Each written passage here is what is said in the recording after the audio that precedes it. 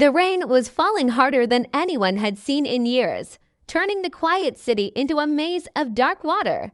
Streets vanished under rushing currents, alarms echoed from every direction, and somewhere in the middle of the chaos, a single clue surfaced that would change the course of the entire night. A clue Rex found first. And from that moment on, the storm wasn't the real danger. Something far more calculated was waiting beneath the rising flood. The storm arrived without warning. One moment the sky was a quiet gray, and the next it split open with a roar that shook windows across the city. People rushed indoors, power lines flickered, and the streets began to shine with thin layers of water that grew deeper by the minute. The whole city felt uneasy, as if the storm carried not just rain, but something heavier. Something hidden. As the water kept rising, the city's emergency calls doubled. Patrol cars rushed through the flooded streets, their lights cutting across the dark sky. In the middle of this chaos, Hudson and Rex were already on the move. They had been responding to a routine call about a missing worker from the industrial water channel, but nothing about the night felt routine. The storm made everything uncertain. Every sound was louder, every shadow thicker, and every step forward meant walking deeper into cold water that kept climbing up their boots. The channel was almost unrecognizable now. The once dry concrete slopes were turning into a roaring river. Trash bins, broken branches, and pieces of metal drifted past in fast currents. The wine carried a strange smell, harsh, chemical, and out of place. Hudson noticed it right away, but Rex noticed it first. The dog's ears sharpened, his body stiffened, and he began pulling ahead with a force that only appeared when danger was close. They followed Rex along the edge of the channel, trying to stay steady as the water splashed against their legs. At first, it looked like nothing more than debris floating in the dark current. But as a flash of lightning lit the area, Hudson saw it clearly, a shape tangled in the metal fencing. Heavy, still, and unmistakable. A body. Hudson waded closer, fighting against the current, while Rex stayed alert beside him. The victim was a man, maybe in his early 40s, with clothes soaked and torn. But something was wrong. Very wrong. The water around him was rushing, yet his body didn't drift naturally. It looked placed, like it had ended up there far too neatly for an accident.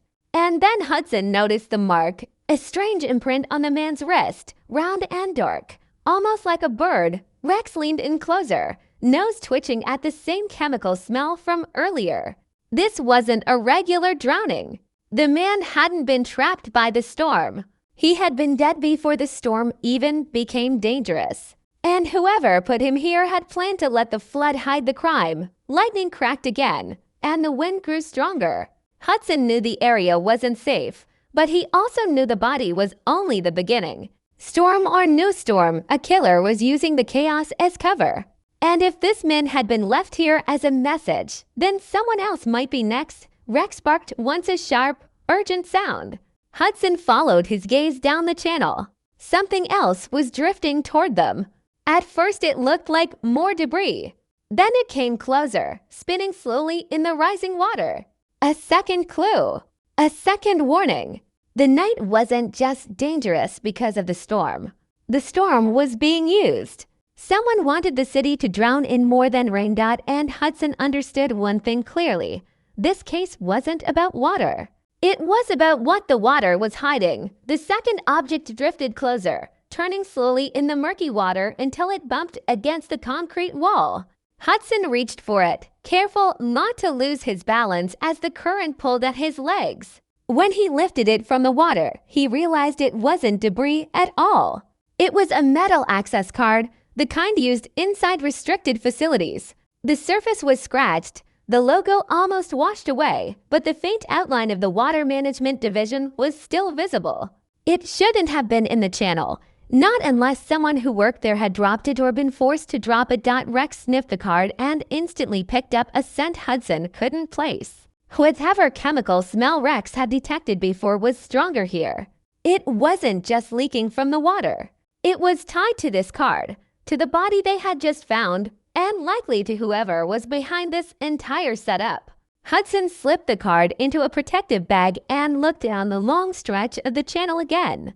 If one body had been planted here, there could easily be more evidence the storm was trying to wash away, but the storm was getting worse. Water hammered down from the sky, rising quick enough to swallow footprints within seconds. Their radio crackled with warnings about power outages, blocked roads, and rising tides. Hudson didn't want to leave the scene, but staying longer could cost them their lives. The channel was turning into a river too strong to stand in for much longer.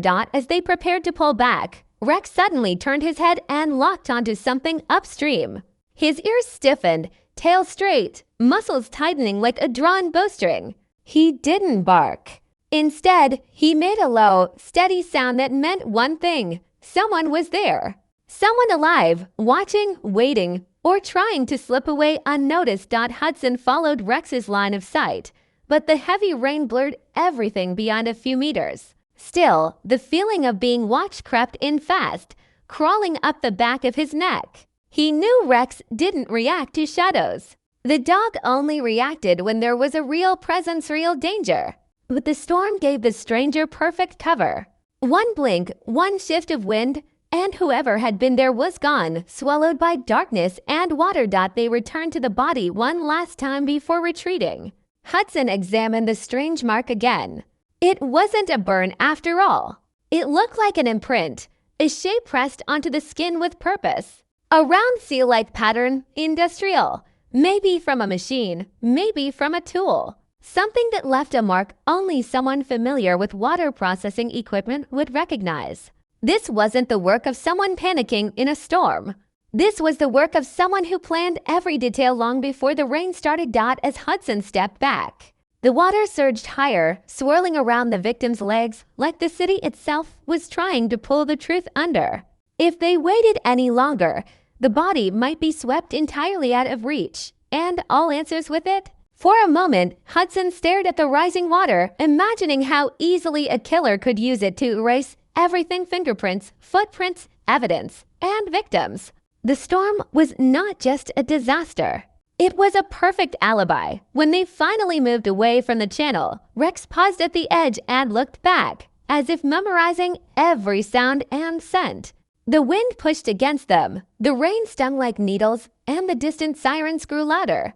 It was clear the city was unraveling, piece by piece. But now Hudson knew something worse. The storm wasn't random. Someone had known it was coming.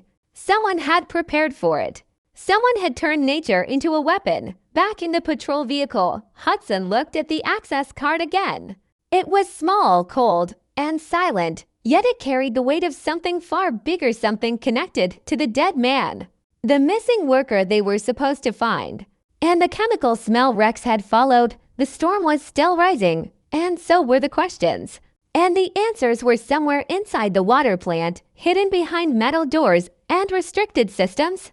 The card in Hudson's hand wasn't just a clue. It was an invitation to the truth, and whatever truth waited there wasn't meant to be found. The drive to the water plant felt longer than usual, even though Hudson and Rex were speeding through nearly empty streets. Most people were locked inside their homes, watching the storm from behind windows, unaware that something far more dangerous than rain was drifting through their city. The windshield wipers fought the downpour, barely keeping the view clear, and every flash of lightning revealed streets that looked different from a few minutes earlier. The water wasn't slowing down, it was rising with a steady, unnatural determination. When they reached the plant, the building appeared half swallowed by darkness. Only a few emergency lights glowed near the entrance, flickering like they were struggling to stay alive. The large metal doors were usually guarded, but now they stood wide open, banging against the wall from the violent wind. Something was wrong. Even in a storm, protocol was strict. A facility controlling the city's water flow never left its doors open. Hudson stepped inside cautiously, Rex moving ahead with quiet confidence, nose close to the ground. The smell inside was stronger than anything they had encountered outside. A sour chemical stench clung to the ear, coating the walls, the floors, and every breath they inhaled. This wasn't normal plant operations. Something had been released here. Something powerful. As they moved deeper into the building, the sounds of rain faded and were replaced by the low hum of machines working overtime. Some screens flickered with red warnings: pressure rising, system unstable, manual lock override. It looked like the entire system had been tampered with. Floodgates, pumps, valves, anything controlling the city's water had been pushed to dangerous levels. Then they saw the first sign of human presence. A chair knocked over, paper scattered across the floor, a spilled cup of coffee still dripping from the table. It wasn't abandoned long ago. Whoever had been here left in a hurry, or was forced to leave.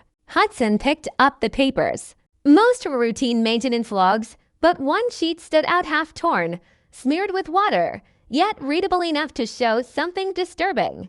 A schedule for late-night pipeline testing that didn't match any approved plan.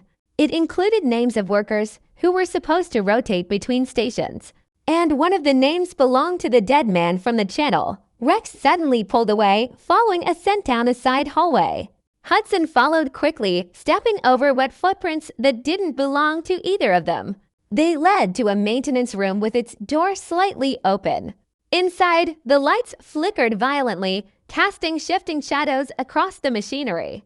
And right in the center of the room lay another clue, one that made Hudson freeze. A second wrist mark. It wasn't on a body this time. It was on the floor, printed in smear of dark, oil-like substance. The same circular pattern as the dead man's wrist. Someone injured had pressed their arm there, struggling to stand up or escape. Someone who might still be somewhere inside the building, or somewhere drifting out in the storm like the first victim. Hudson examined the mark closely.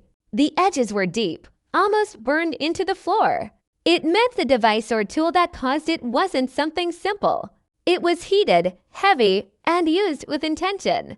Whatever left that mark wasn't meant for regular plant work. It was meant for control, pain, force. The room fell silent for a moment, except for the storm groaning outside. Hudson could almost feel the weight of the building pressing inward, as if the truth hidden within its walls was trying to hold itself in place. But then Rex gave a sharp bark, a discovery bark, not a warning. Hudson turned and saw what Rex was sensing. A trail leading upward, footsteps, not washed away, not blurred, fresh. Someone was still inside the plant, someone who knew they were being followed. Hudson felt his heartbeat steady, not from fear, but from certainty. The storm wasn't the villain. The storm was a distraction, a convenience, a curtain behind which real decisions were being made. The rising water outside was no accident. The rising pressure in the plant was no malfunction. Someone wanted this city to suffer. Someone wanted the evidence to disappear along with the bodies, and now Hudson and Rex were inside the same building as that someone. The storm had given the killer confidence, but Rex had just found the trail that would take that confidence away. Rex followed the fresh footprints with sharp focus, leading Hudson through narrow hallways lit only by dying emergency lamps. Each step echoed against metal walls, mixing with the distant rumble of thunder outside. The deeper they moved into the plant, the more the building groaned under the pressure of rising water. Pipes strained, valves hissed, and every machine seemed to be running at a speed it wasn't built for. Something was pushing the entire system to its limit, and if it reached that limit, the plant wouldn't just fail, it would burst. The footprints ended at a heavy door with a warning sign, Central Control. Normally it required an access card, but tonight it sat slightly open, shaking from the vibration in the floor. Hudson pushed it gently. Inside, the room glowed with the cold blue of active screens. Dozens of monitors showed different parts of the city: flood levels, pipe pressure, water flow maps. Most of them flashed red alerts. Someone had hijacked the system and forced the city's water routes into chaos. Hudson scanned the room slowly, and that's when he noticed something strange. On one of the screens, a live feed from the lower tunnel showed a figure moving quickly, almost slipping in the rushing water. The person carried something large, something metallic. It took Hudson a few seconds to recognize it: a portable control module. A powerful tool capable of overriding the plant's main controls from anywhere in the system. If used correctly, it could shut down pumps or open floodgates instantly. If used incorrectly, it could destroy entire sections of the city. But the person on the screen wasn't panicking. They knew exactly where to go. Rex pawed at the screen, recognizing the scent trail that matched the figure. Hudson felt the knot in his stomach tighten. This wasn't some random worker trying to escape. This was the person orchestrating the disaster. The one who left the first body in the channel. The one who marked the victims with that strange circular imprint. The one who knew how to turn the storm into a weapon. The video flickered, then disappeared, replaced by another red warning. Pressure critical. Hudson realized the mastermind was heading toward the oldest part of the plant's underground vault where the original flood controls were built decades ago. Most workers didn't use it anymore, but the system was still connected, still functional, and still dangerous. Hudson and Rex raced back into the hallway, their footsteps splashing through rising water. The plant was changing fast. What had been puddles earlier were now inches deep. The sound of the storm outside blended with the roaring machinery inside, making it hard to tell where the danger was coming from. Rex pulled ahead, leading them toward a staircase descending into the lower levels. The air grew colder as they went down. The smell of chemicals thickened, and the walls vibrated like something inside them wanted out. At the bottom of the stairs, the ground was already flooded. Not enough to stop them, but enough to make every step harder. Rex suddenly stopped, ears lifted, head turning to the side. Hudson froze too. There was movement, a shadow slipping around a corner. Someone was close, very close. They followed the shadow into a long tunnel where rows of old machines lined the walls. Rusted pipes dripped steadily, each drop echoing like a ticking clock. The water here was swirling in strange patterns, unnatural patterns, as if controlled by something deeper underground. Then they found it a small maintenance locker. Door open, tools scattered, and a notebook left behind. Hudson picked it up carefully. Inside were sketches of the plant's layout, notes about pressure points, and a list of names. The dead man from the channel was listed. So was another worker still missing? And at the bottom, written in cramped, hurried letters, was a chilling phrase: "The water will cover everything." Hudson felt the weight of those words. This wasn't a plan to destroy evidence. It was a statement, an intention, a belief that the water should erase the city itself. Rex nudged the far end of the tunnel. Hudson followed him to a metal grate where the water rushed with terrifying force. Something metallic glinted in the flow. A broken piece of equipment, the same shape as the imprint left on the victim's wrists. The tool used to brand them. The proof that this wasn't an accident but a ritual of control and fear. The moment Hudson reached for it, the entire tunnel shook violently. A deep, thunderous boom echoed from somewhere below, followed by the sound of rushing water exploding through unseen openings. Someone had triggered another override. The city didn't have much time left. Hudson tightened at his grip on the notebook. Rex growled low, and together they pushed forward into the darkness. Knowing the mastermind was only steps ahead, the flood was rising faster than ever.